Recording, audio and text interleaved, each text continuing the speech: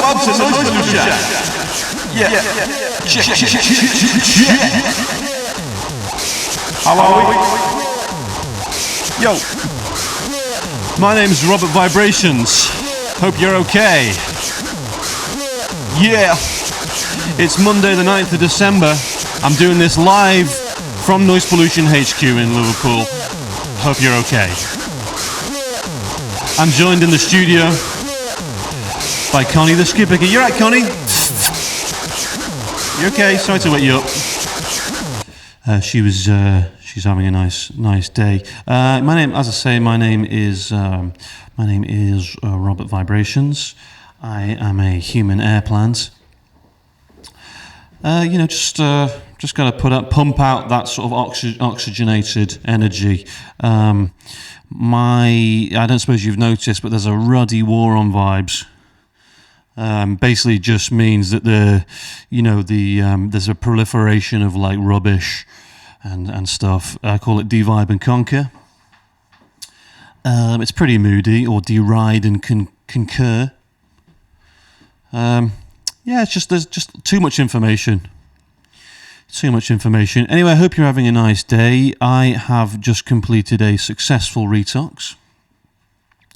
And would you like to know what that entails? It basically involved my friend Ryan coming round, and on the 23rd of November, we had a bit of a sesh. Check it out.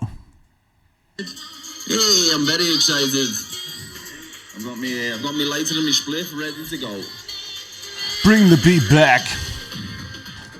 So yeah, over the last 7 years, I've been involved with this sort of event on the 23rd. We'll get into it in a bit.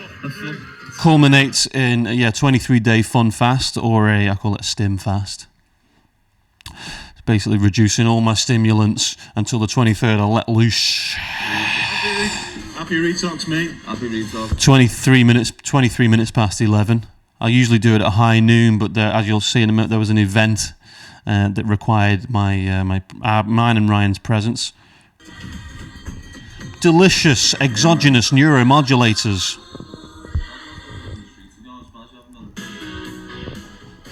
Hopefully this doesn't get flagged because I'm using copyrighted material, but you get the idea what we were up to here. Just a bit of a sesh before we headed off to this event that I've said about 3 times here.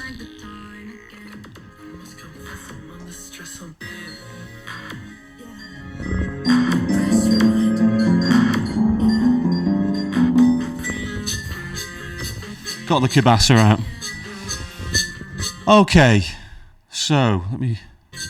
Oh, there we go. So what basically this is about? There's a band from the 90s who had a couple of hits. They burnt £1 million. Here's the wonderful Gimpo, sort of telling us about it. It's a pile of cash, it's a pile of paper, isn't it? Wealth in yourself. That's what I try to convince myself with now, to make myself feel better about it.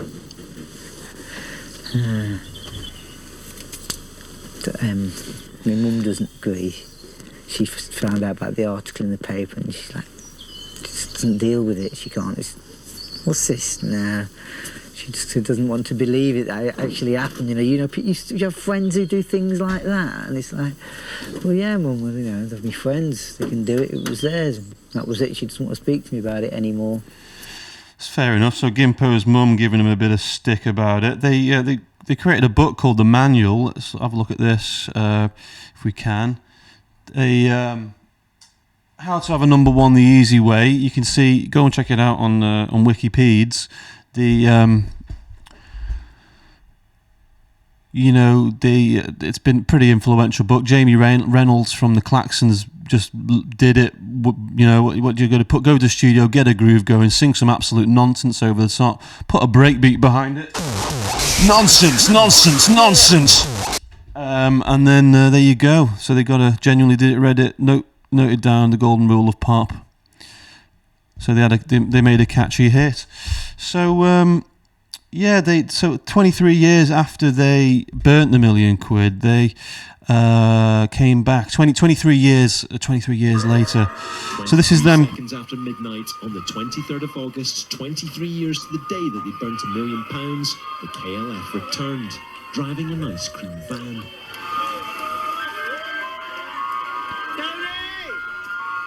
Fans had come from as far as Australia and the US for 3 days of secret events.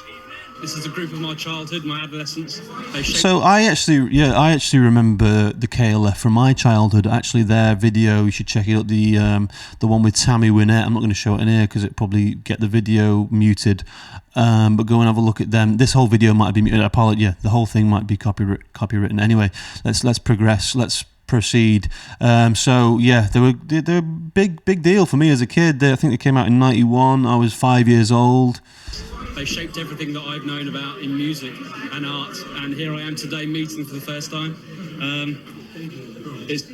I can't put words to describe it. Yeah, I was there. I got the book. Didn't read it, I must admit, but this was 2017. Feeling right now. Well, we don't know what we're doing, we don't know what's happening, but we're all here because it just means so much. It's going to be such a cool event. Yeah, so I ended up being part of this. There was 400 people, and we were like doing stuff, and maybe I'll do, I think, what was it, the 400. Anyway, 400 people. Here's me the year later, doing some stuff, moving. So they're making a pyramid out of they're firing people's ashes into bricks and then building a people's pyramid. I think it's a brilliant idea. Here's us with the foundation stone, the big Tesco on Park Road, singing Dead or Alive.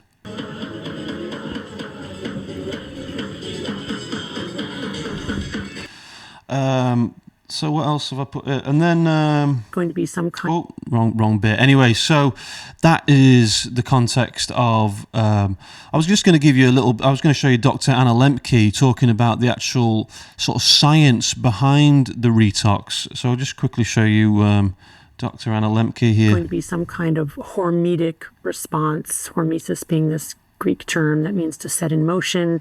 We're setting into motion our own regulatory healing response in response to injury.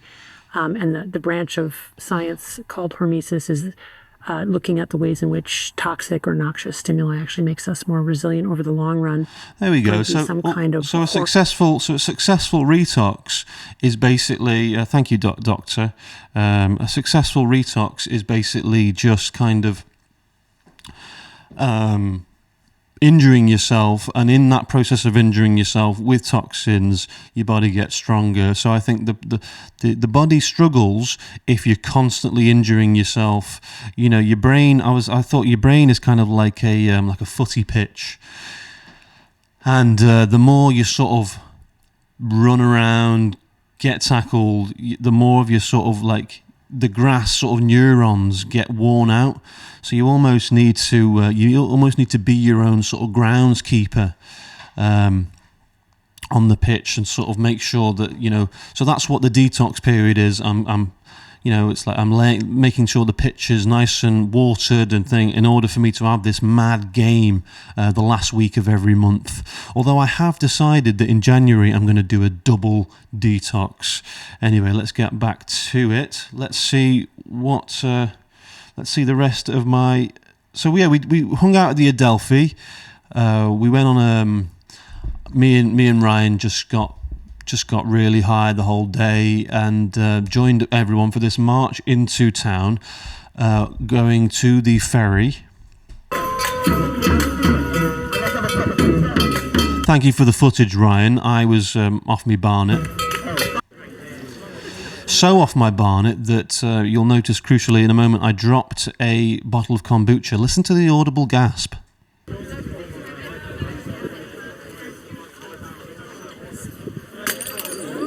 Ooh. So that was me dropping that. Anyway, we got through to the we got through over on the ferry, very poignant, and then we were greeted by this bag pippist.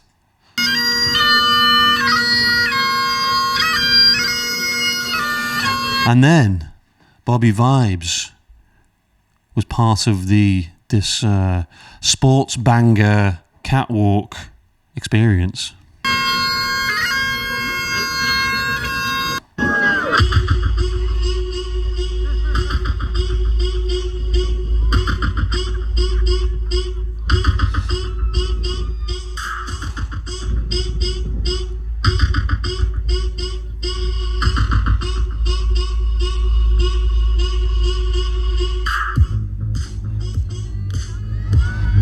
Really good.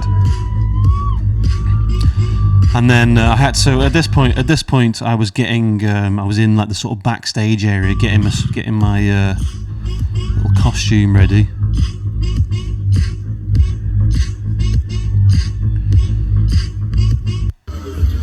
There we go, there's my shot. I was incredibly stoned. I spoke to the person, said, "Oh, am I cross-eyed?" Because sometimes I go a bit cross-eyed when I'm... But no, I just look a bit. There we go, and there's me in the garments before the just chilling with my mate Ryan. Look at this guy, absolute legend. Here's me on the runway there. You could appreciate that. There we go. So it went really, really well.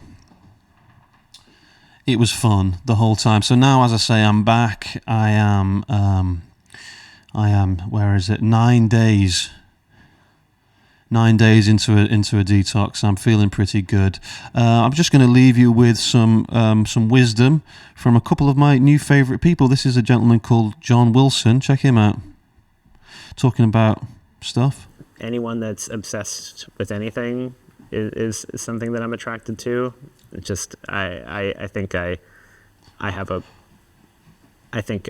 issue where I don't know what to obsess over sometimes, and I gravitate towards people that thanks for watching. Figure that out, and it's a lot easier to talk to them in a way because they have a purpose and they want to kind of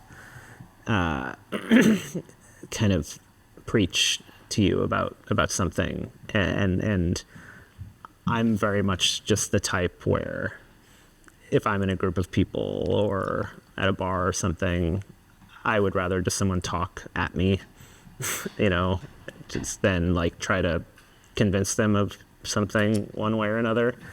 So I think that approach is also kind of, in a journalistic way. You should go and check out his series on HBO called How To with Jonathan Wilson. Jonathan Wilson is a musician. That's just like a good way to kind of conduct a conversation, is to just like be curious. And there we go. So you got to love John Wilson, and I'm just going to leave you with a bit of wisdom. What is love from Newman? From Seinfeld. Thank you so much for watching, and I will see you soon. Thanks, Newman. But love is a spice with many tastes, a dizzying array of textures and moments. Bye.